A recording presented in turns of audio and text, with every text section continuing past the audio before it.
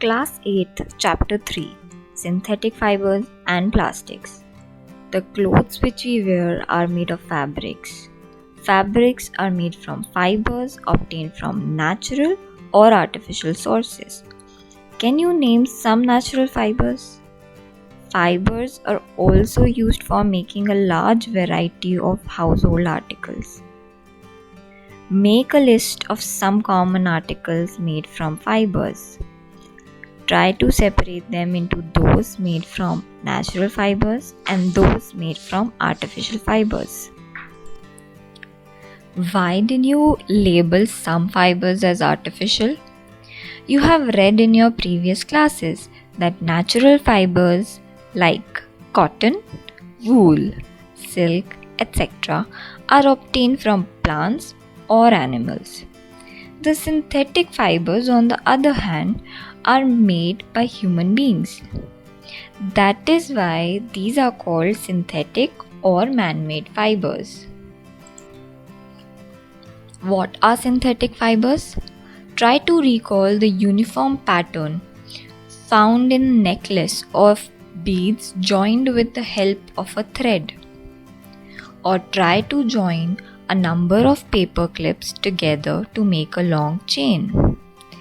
Is there any similarity between the two? A synthetic fiber is also a chain of small units joined together. Each small unit is actually a chemical substance. Many such small units combine to form a large single unit called a polymer. The word polymer comes from two Greek words, poly meaning many and mers meaning part or unit. So a polymer is made of many repeating units. Polymers occur in nature also. Cotton, for example, is a polymer called cellulose. Cellulose is made up of a large number of glucose units. Types of synthetic fibers. Rayon. You have read in class 7th that silk fiber obtained from silkworm was discovered in China and was kept as a closely guarded secret for a long time.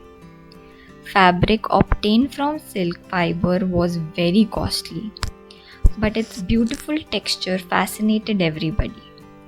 Attempts were made to make silk artificially. Towards the end of the 19th century, scientists were successful in obtaining a fiber having properties similar to that of silk. Such a fiber was obtained by chemical treatment of wood pulp. This fiber was called rayon or artificial silk. I repeat, this fiber was called rayon or artificial silk. Although rayon is obtained from a natural resource, wood pulp, yet it is a man-made fiber. It is cheaper than silk and can be woven like silk fibers. It can also be dyed in a wide variety of colors. Rayon is mixed with cotton to make bed sheets or mixed with wool to make carpets.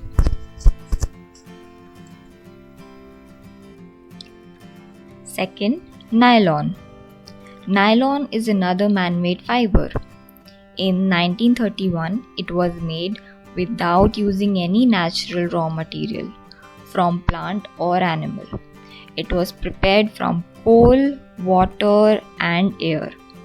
It was the first fully synthetic fiber. Nylon fiber was strong, elastic, and light. It was lustrous and easy to wash, so it became very popular for making clothes. We use many articles made from nylon such as socks, ropes, tents, toothbrushes, car seat belts, sleeping bags, curtains, etc. Nylon is also used for making parachutes and ropes for rock climbing. Nylon thread is actually stronger than a steel wire. I repeat, a nylon thread is actually stronger than a steel wire. The next is polyester and acrylic. Polyester is another synthetic fiber. Fabric made from this fiber does not get wrinkled easily. It remains crisp and is easy to wash. So it is quite suitable for making dress material. You must have seen people wearing polyester shirts and other dresses. Terylene is a popular polyester. It can be drawn into very fine fibers that can be woven like any other yarn.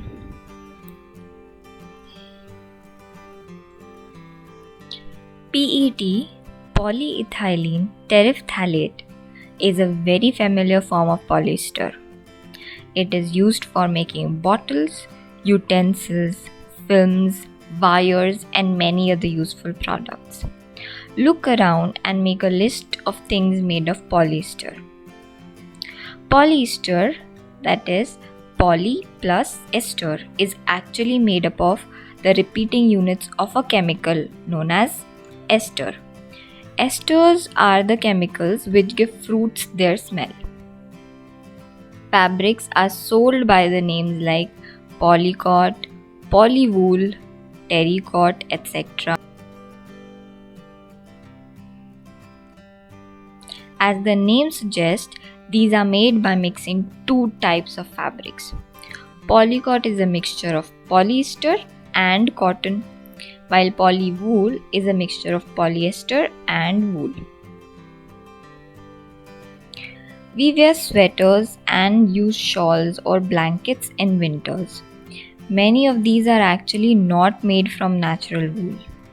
Though they appear to resemble wool, these are prepared from another type of synthetic fiber called acrylic. The wool obtained from natural sources is quite expensive, whereas clothes made from acrylic are relatively cheap. They are available in a variety of colors. Synthetic fibers are more durable and affordable, which makes them more popular than the natural fibers. You have already performed an activity of burning natural and synthetic fibers.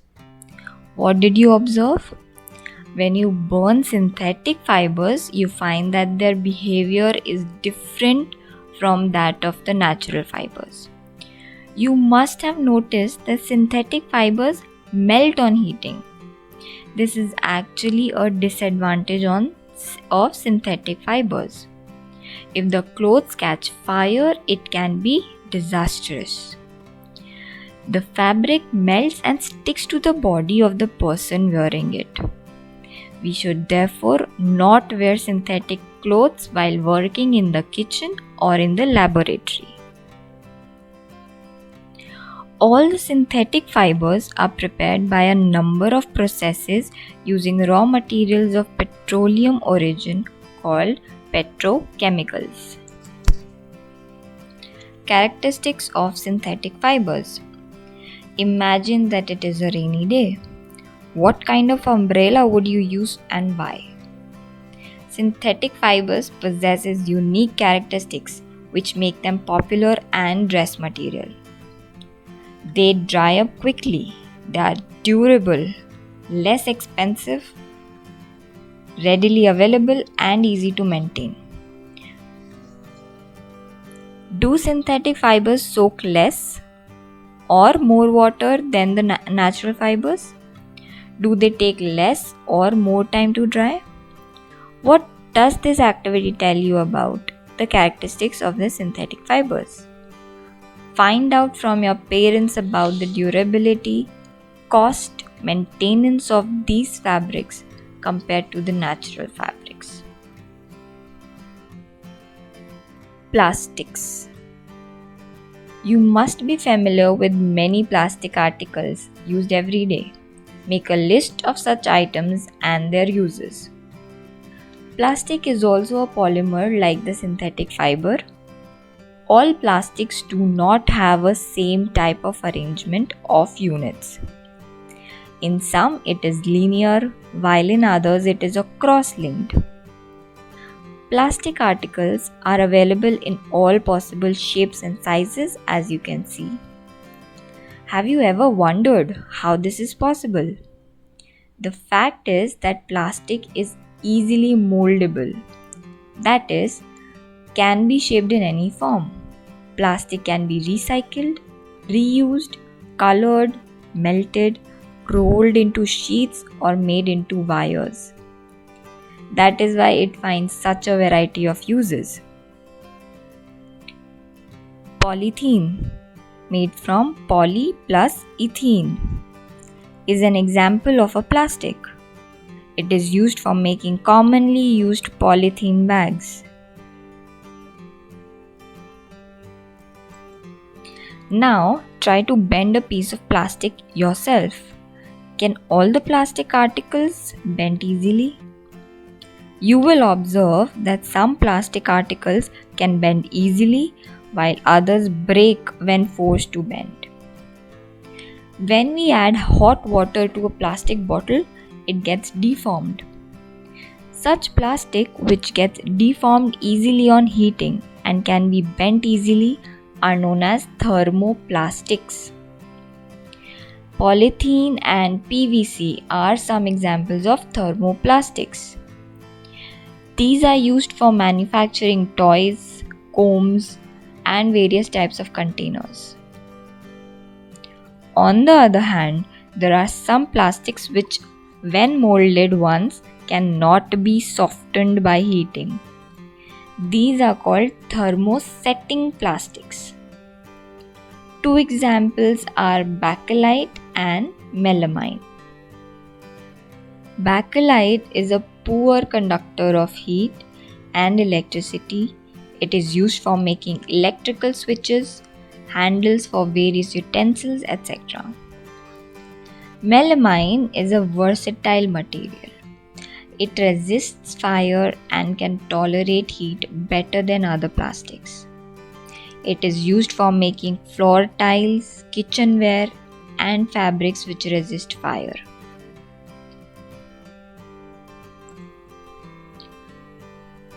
Plastics as materials of choice.